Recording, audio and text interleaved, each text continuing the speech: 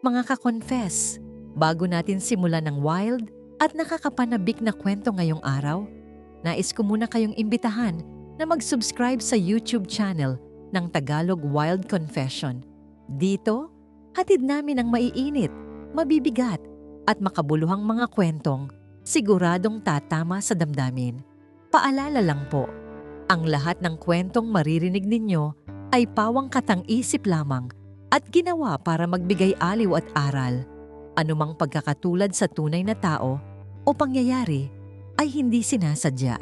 At ngayon, mga ka-confess, ihanda nyo na ang sarili ninyo dahil isa na namang nakakaintriga at kapanapanabik na Tagalog Wild Confession ang inyong mapapakinggan. Simulan na natin. Dear Ate J, tawagin mo na lang akong Rika. Simple lang ang buhay ko rito sa Valenzuela. Isang ordinaryong empleyado sa isang logistics company malapit sa Paso de Blas. Wala akong bisyo, hindi ako mahilig gumala. At higit sa lahat, hindi ako yung tipo ng babae na mahilig makipag-flirt. Alam mo yung quiet girl sa opisina? Ako yun. Pero gaya nga ng sabi nila, nasa loob ang kulo. Hindi dahil masama akong tao, kundi dahil may mga emosyon tayong itinatago na hindi natin maamin kahit sa sarili natin. Nagsimula ang lahat noong pumasok ang isang bagong supervisor sa warehouse department namin. Si Marlon. Si Marlon ay hindi naman yung tipong model ang datingan, pero meron siyang appeal na mahirap ipaliwanag. Matangkad siya, laging malinis tingnan, at higit sa lahat, napakaganda ng boses. Yung boses na kapag kinausap ka, parang hinihimas ang pandinig mo.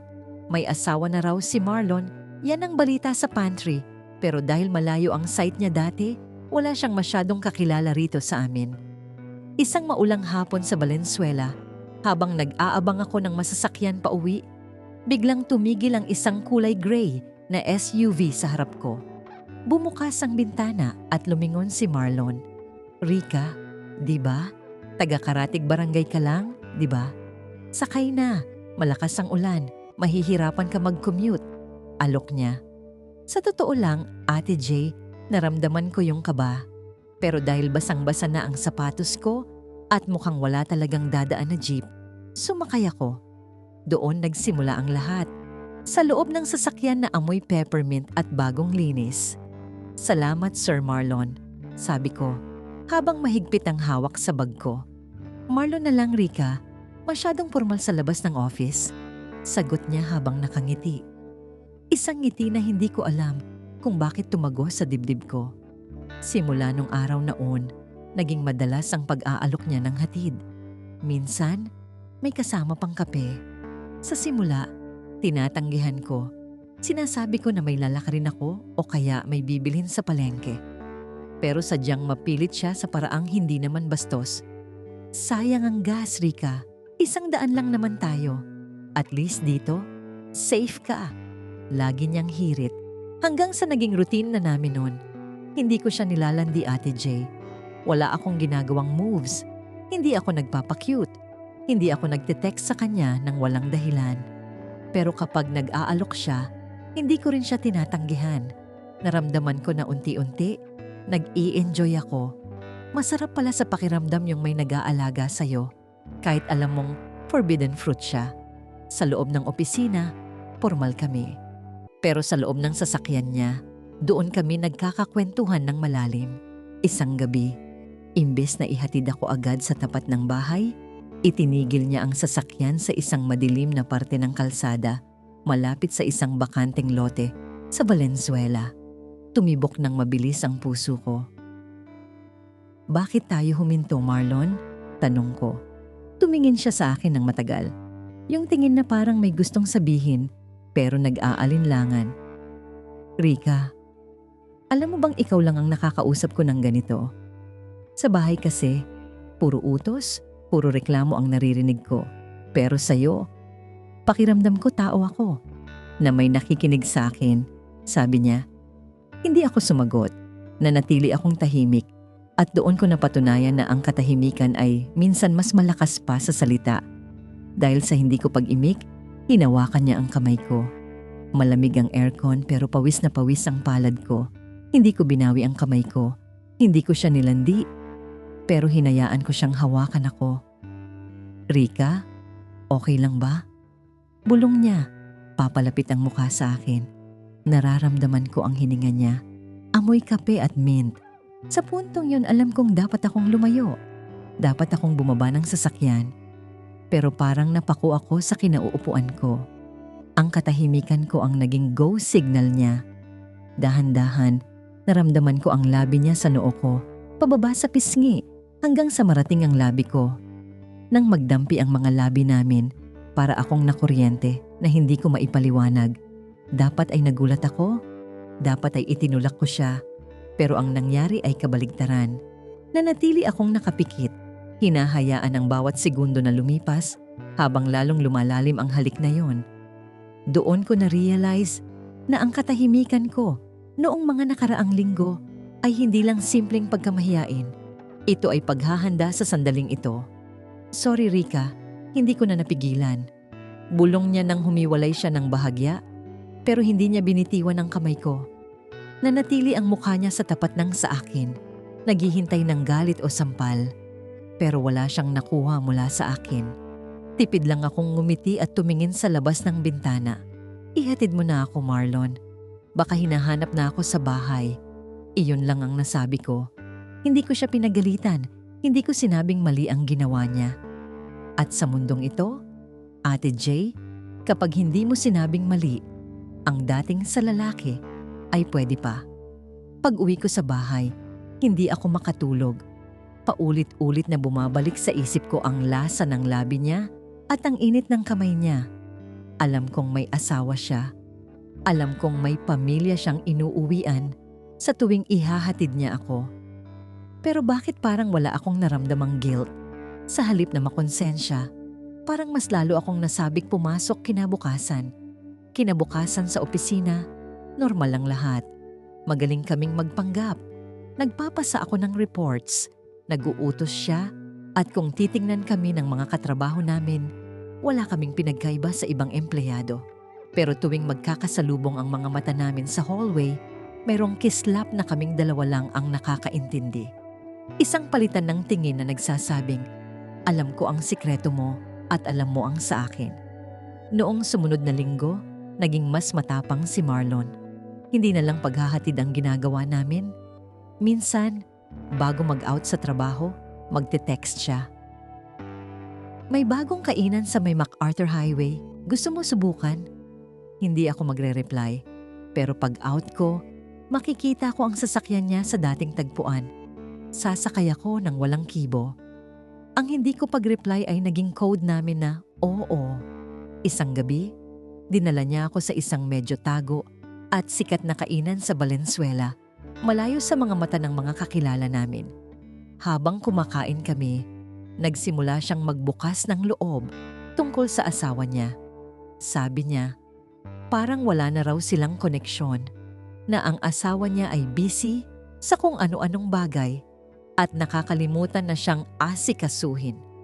Na parang boarding house na lang daw ang turing sa bahay nila. Alam kong classic na linya ito ng mga lalaking naghahanap ng kalinga sa labas. Ate Jay, alam ko ang script na yan. Pero sa halip na kontrahin ko siya o sabihing ayusin nila ang pagsasama nila, nanatili lang akong nakikinig.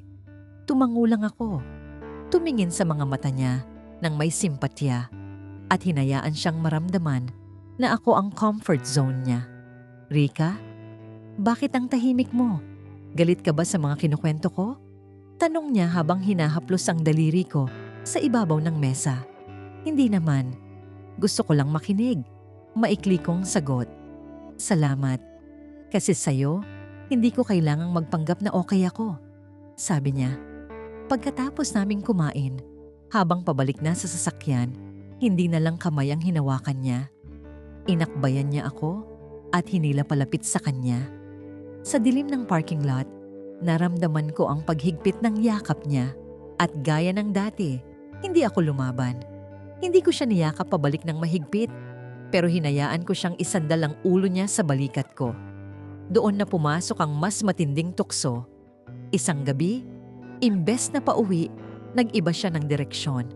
Alam ko kung saan patungo ang kalsadang yon. Alam ko kung anong mga establishmento ang nandoon sa tago na bahagi ng Valenzuela. Hindi ako nagtanong. Hindi ko sinabing, saan tayo pupunta? O iuwi mo na ako. Nanatili lang akong nakaupo, nakatingin sa daan, habang ang kaba sa dibdib ko ay humahalo sa isang uri ng excitement na noon ko lang naramdaman. Huminto ang sasakyan sa harap ng isang tanyag na motel. Tumingin siya sa akin, tila naghihintay ng reaksyon. Kapag sinabi kong ayoko, alam kong ilalabas niya ang sasakyan at ihahatid ako pa uwi. Pero hindi ako nagsalita. Kinuha ko ang cellphone ko sa bag at nagkunyaring may tinitingnan. Iyon ang pinakamalakas na oo na naibigay ko sa kanya. Pumasok kami. Ang malamig na silid, ang amoy ng chlorine at pabango, at ang tunog ng pagsasara ng pinto. Lahat yun ay tila naging hudyat na wala nang balikan. Sa loob ng 4 na sulok na yun, nawala ang imahe ko bilang tahimik na empleyado. At doon ko mas naintindihan na ang pinakamapanganib na tao ay yung mga hindi nagsasalita. Dahil sa bawat katahimikan, may nakatagong bagyo. Nagsimula ang lahat sa isang dampi hanggang sa naging mas marubdob ang bawat kilos. Sa gabing iyon, naramdaman ko ang buong atensyon ni Marlon. At kahit alam kong may iba siyang pag-aari, sa mga sandaling iyon, pinalabas ko sa isip ko na akin lang siya. Simula noon, naging regular ang aming quick escapes. Minsan sa tanghalian, minsan pagkatapos ng shift. Naging eksperto kami sa pagtatago. Pero habang tumatagal, ang dating tahimik na ugnayan ay nagsisimulang gumawa ng ingay na hindi ko na kayang kontrolin. May mga tingin na ang mga katrabaho namin. May mga bulong-bulungan na sa H, pero ang pinakamalaking problema ay hindi ang ibang tao, kundi ang unti-unting pagbabago ng nararamdaman ko. Hindi ko na malayan, Ate J, na ang dating enjoying the attention lang ay nagiging hahanap-hanapin na ang presensya. At si Marlon, nagsisimula na ring maging possessive. Isang araw, nakita niya akong may kausap na ibang lalaking supplier sa office. Pagpasok ko sa sasakyan niya nung hapong yun, ramdam ko ang bigat ng hangin. Sino yun, Rika? Bakit kailangang nakangiti ka habang kausap siya? Tanong niya. Bakas ang selos sa boses. Dito ko naisip, may karapatan ba siyang magselos? Pero ang tanging lumabas sa bibig ko ay, wala yun, work lang. Doon ko napagtanto na ang laro namin ay hindi na lang basta laro. Na ang katahimikan ko ay nagdala sa akin sa isang sitwasyon na mahirap ng takasan. Lalo na't nagsisimula nang maghinala ang asawa niya. Isang gabi, habang nasa loob kami ng sasakyan, biglang nagring ang phone niya. Wife calling. Ang nakalagay sa screen. Tumingin siya sa akin, tapos sa phone. Sa halip na sagutin, pinatay niya ang tawag at itinabi ang phone. Pero hindi nagtagal, nakatanggap siya ng text. Nabasa ko ang preview sa screen dahil malapit ako sa kanya. Nasaan ka? Sabi ng guard niyo kanina pa out ang shift niyo. May nakakita sa SUV mo sa may karuhatan. Namutla si Marlon. At ako, doon ko naramdaman ang unang pitik ng takot. Ang katahimikan ko ay tila hindi na sapat para protektahan kaming dalawa. Naramdaman ko ang paglamig ng buong katawan ko nang mabasa ko ang text na yon. Ang Valenzuela, kahit gaano kalaki sa paningin, ay maliit lang para sa 2 taong nagtatago ng sikreto. Ang karuhatan na nabanggit sa text ay ilang kanto lang ang layo mula sa kinaroroonan namin. Doon ko na-realize na ang katahimikan na ginamit kong proteksyon ay siya na palang unti-unting bumibitay sa amin. Rika, kailangan mo nang bumaba. Ngayon na, seryosong sabi ni Marlon. Hindi na ito yung malambing na boses na nakasanayan ko. May halong taranta at desperasyon ang tono niya. Hindi ako kumibo. Kinuha ko ang bag ko, binuksan ang pinto ng sasakyan, at bumaba ng walang salita. Ni hindi ko siya nilingon. Habang mabilis na humaharurot palayo ang SUV niya, naiwan akong nakatayo sa gilid ng kalsada, nilalamig at mag-isa. Doon ko naramdaman ang bigat ng katotohanan. Sa mata ng lahat, Ako ang other woman, ang tahimik na maninira ng pamilya. Kahit pa sabihin kong wala akong ginawang unang hakbang, pagpasok ko sa opisina kinabukasan, ibang-iba na ang paligid. Ang mga dati kong kasamahan na tahimik lang din, ngayon ay nagbubulungan na habang nakatingin sa akin. Nalaman ko na lang na sumugod pala ang asawa ni Marlon sa opisina noong umagang yon. Hindi ako ang hinarap niya, kundi si Marlon. Pinahiya siya sa harap ng maraming tao at doon lumabas ang lahat. Ang mga paghatid sa akin, ang mga oras na nawawala kami sa office at ang mga hinala na napatunayan dahil sa isang dashcam footage na nakalimutang burahin ni Marlon. Pinatawag ako sa HR. Doon, hiningan ako ng paliwanag. Rika, ano ang kinalaman mo kay Mr. Marlon? May relasyon ba kayo? Tanong ng HR manager. Nanatili akong tapat sa karakter ko. Nanatili akong tahimik. Gusto kong sabihing hindi ko siya nilandi, na siya ang lumapit, na siya ang nag-alok. Pero naisip ko, nung hinawakan niya ang kamay ko, bakit hindi ko binawi? Nung dinala niya ako sa motel, bakit hindi ako bumaba? Ang katahimikan ko ay hindi kawalan ng sala. Ito ay isang uri ng pakikipagsabotan. Wala po kaming relasyon. Hinahatid niya lang po ako. Ang tanging lumabas sa bibig ko, isang manipis na kasinungalingan na kahit ako ay hindi ko mapaniwalaan.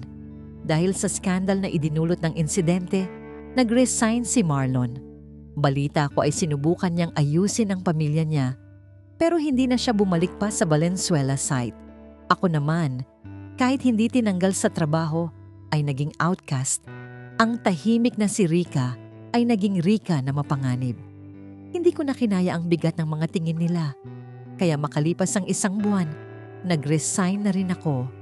Natutunan ko, Ate J, na sa mundong ito, ang hindi mo pagtanggi ay kasing kahulugan na rin ng pag-oo. Na ang pag-enjoy sa atensyon ng taong hindi dapat ay may kaakibat na malaking singil sa dulo. Hanggang ngayon, kapag may dumadaang gray na SUV, bumibilis pa rin ang tibok ng puso ko. Pero hindi na dahil sa kilig, kundi dahil sa pagsisisi na sana, sa simula pa lang, ay marunong na akong magsalita at tumanggi. At yan ang kwento ni Rika, mga ka-confess, at diyan na nagtatapos ang ating kwento para sa araw na ito. Isang aral na naman ang ating napulot tungkol sa mga desisyong ginagawa natin sa buhay, tahimik man o maingay ang ating paraan. Maraming salamat sa inyong walang sawang pakikinig at pagsama sa amin sa bawat emosyong hatid ng ating mga tagapakinig. Hanggang sa susunod nating kwentong Tagalog Wild Confession, kung saan ang bawat lihim ay may boses at ang bawat karanasan ay may aral. Huwag niyo pong kalimutang mag-subscribe dito sa ating YouTube channel ng Tagalog Wild Confession para laging updated sa mga pinakabagong upload. I-follow at i-like na rin ang aming Facebook page na Tagalog Wild Confession para sa mas marami pang diskusyon at kwentuhan. Muli, ako ang inyong Ate J, nagpapasalamat sa inyong oras. Ingat kayo palagi, mga ka-confess. Hanggang sa muli.